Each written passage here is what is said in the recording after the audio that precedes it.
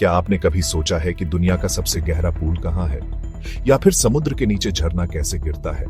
हम ऐसी जगहों के बारे में जानेंगे जहां गुरुत्वाकर्षण काम नहीं करता, ऐसे जीवों के बारे में जो अद्भुत काम कर सकते हैं, और ऐसी खोजों के बारे में जो इतिहास को बदल देती है।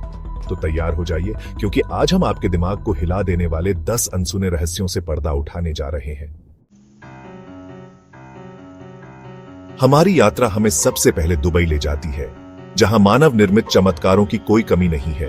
यहाँ रेगिस्तान के बीचों बीच एक ऐसा पूल है जो अपनी गहराई के लिए जाना जाता है, डीप डाइव दुबई। 60 मीटर की गहराई के साथ यह पूल 20 मंजिला इमारत जितना गहरा है, लेकिन यह सिर्फ एक गहरा गड्ढा नहीं है।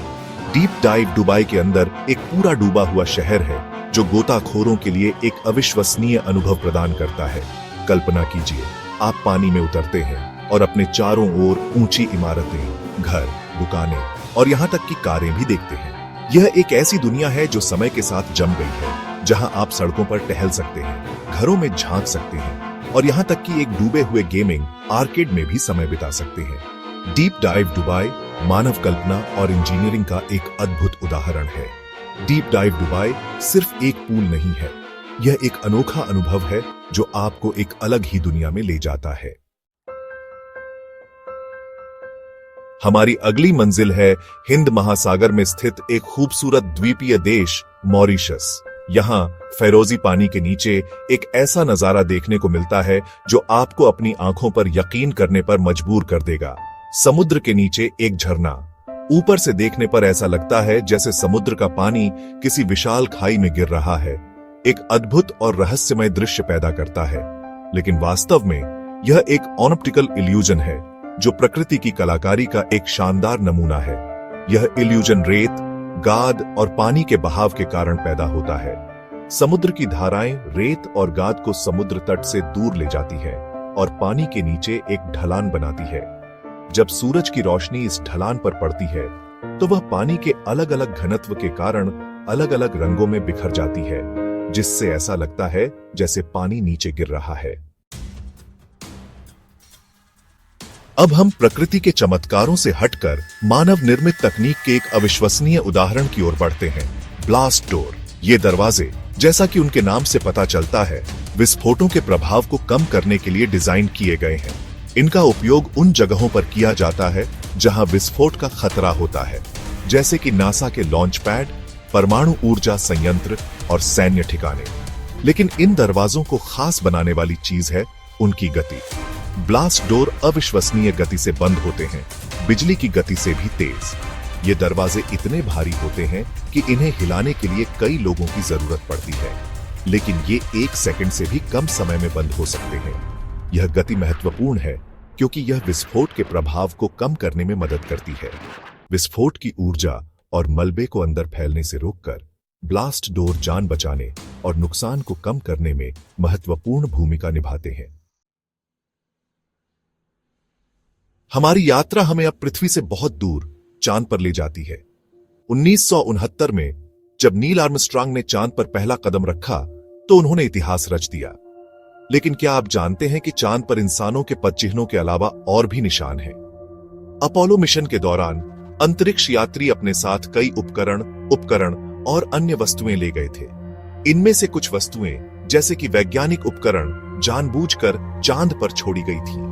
लेकिन कुछ वस्तुएं ऐसी भी हैं जो अनजाने में या जानबूझकर चांद पर छोड़ दी गई, जो आज भी वहां मौजूद हैं। इनमें एक गोल्फ बॉल, एक बेसबॉल, एक गिटार और यहां तक कि एक पारिवारिक तस्वीर भी शामिल है।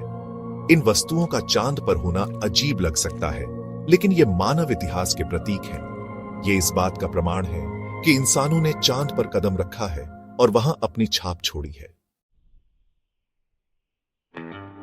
हमारी यात्रा हमें अब सहारा रेगिस्तान के विशाल और निर्जन विस्तार में ले जाती है, जहां जीवन संघर्ष करता है। यहाँ कभी एक अकेला पेड़ खड़ा था जो जीवन की दृढ़ता का प्रतीक था, ट्री ऑफ टेनेरे। 400 किलोमीटर के दायरे में कोई दूसरा पेड़ नहीं था। यह अकेला बबूल का पेड़ कठोर परिस्थितियों में जीवित रहने का प्रतीक था। सदियों से यह पेड़ रेगिस्तान के लोगों के लिए एक महत्वपूर्ण मील का पत्थर था, जो उन्हें दिशा और आशा प्रदान करता था। लेकिन दुख की बात है कि 1973 में एक शराबी ट्रक ड्राइवर ने इस अकेले पेड़ को टक्कर मार दी, जिससे यह नष्ट हो गया। आज ट्री ऑफ टेनेरे की जगह एक धातु का स्मारक है जो उस अकेले पेड़ की याद दिलाता है जो कभी वहां खड़ा था। हमारी यात्रा हमें अब कनाडा के हडसन बे ले जाती है, जहां एक रहस्यमय घटना घटती है। Hudson Bay gravity anomaly. यहां गुरुत्वाकर्षण अपेक्षा से कमजोर है, जिसका अर्थ है कि चीजों का वजन थोड़ा कम होता है। वैज्ञानिकों का मानना है कि यह विसंगति पृथ्वी की सतह के नीचे मौजूद चट्टानों के घनत्व में अंतर के कारण है। हडसन बे क्षेत्र में पृथ्वी की पपड़ी पतली है और उसके नीचे मौजूद मेटल का घनत्व कम है। इसके कारण गुरुत्वाकर्षण बल थोड़ा कमजोर हो जाता है, जिससे वस्तुओं का वजन कम महसूस होता है। हालांकि यह अंतर बहुत मामूली है और इसे महसूस करना मुश्किल है। हमारी यात्रा हमें अब समुद्र की गहराई में ले जाती है, जहां अंधेरे और ठंडे पानी में जीवन के अद्भुत रूप पनपते हैं। यहां ज्वालामुखी रूप से सक्रिय क्षेत्रों में हाइड्रोथर्मल वेंट नामक संरचनाएं पाई जाती हैं। ये वेंट समुद्र तल में दरारें हैं, जहां से गर्म खनिज युक्त पानी निकलता है। यह पानी अविश्वसनीय रूप से गर्म हो सकता है, 600 डिग्री सेल्सियस तक पहुंच सकता है। इस गर्म पानी में घुले हुए खनिज पानी के संपर्क में आते ही जम जाते हैं, जिससे चिमनी जैसी संरचनाएं बनती हैं। ये चिमनियां समय के साथ बढ़ती जाती हैं, कुछ तो कई मीटर ऊंची हो जाती हैं। हमारी यात्रा हमें अब जानवरों के साम्राज्य में ले जाती है, जहां हम कछुओं की एक असाधारण क्षमता के बारे में जानेंगे, क्लोअकल रेस्पिरेशन। कछुए सरीसृप हैं और ज्यादातर सरीसृपों की तरह वे फेफड़ों से सांस लेते हैं, लेकिन कुछ कछुए, विशेष रूप से वे जो ठंडे पानी में रहते हैं, सर्दियों के महीनों में हाइबरनेट करते हैं। इस दौरान वे पानी के नीचे महीनों तक रह सकते हैं, बिना सतह पर आए सांस लेने के लिए। तो वे ऐसा कैसे करते हैं? इसका जवाब है क्लोअकल रेस्पिरेशन।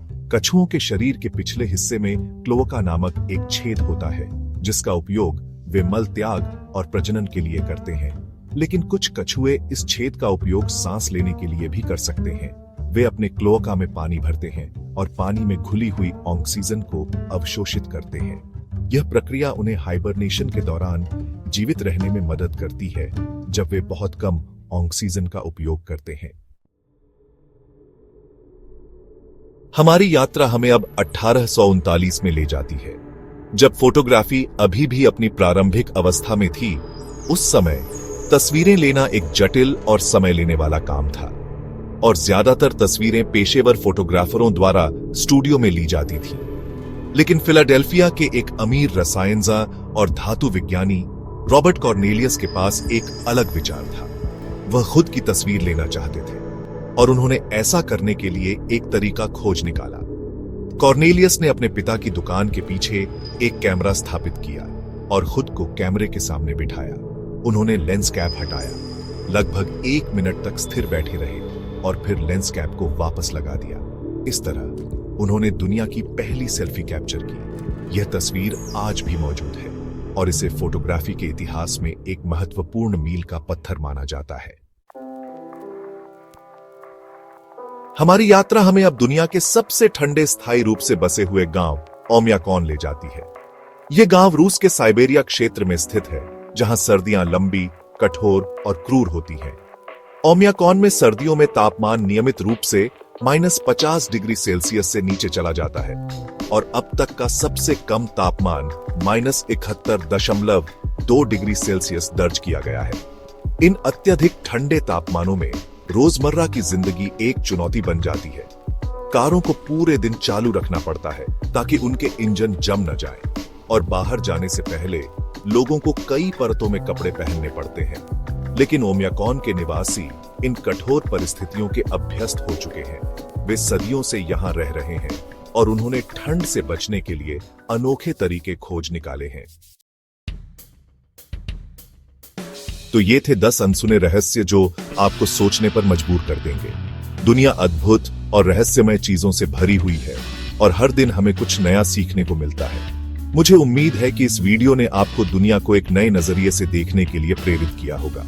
अगर आपको यह वीडियो पसंद आया हो तो इसे लाइक करें, अपने दोस्तों के साथ शेयर करें और हमारे चैनल को सब्सक्राइब करना ना भूलें, ताकि आपको ऐसे ही और भी रोमांचक वीडियो देखने को मिलते रहे। अगर आपको ये वीडियो पसंद आया हो तो लाइक, शेयर और सब्सक्राइब करें। अगले वीडियो में और भी दिलचस्प रहस्यों से रूबरू होंगे।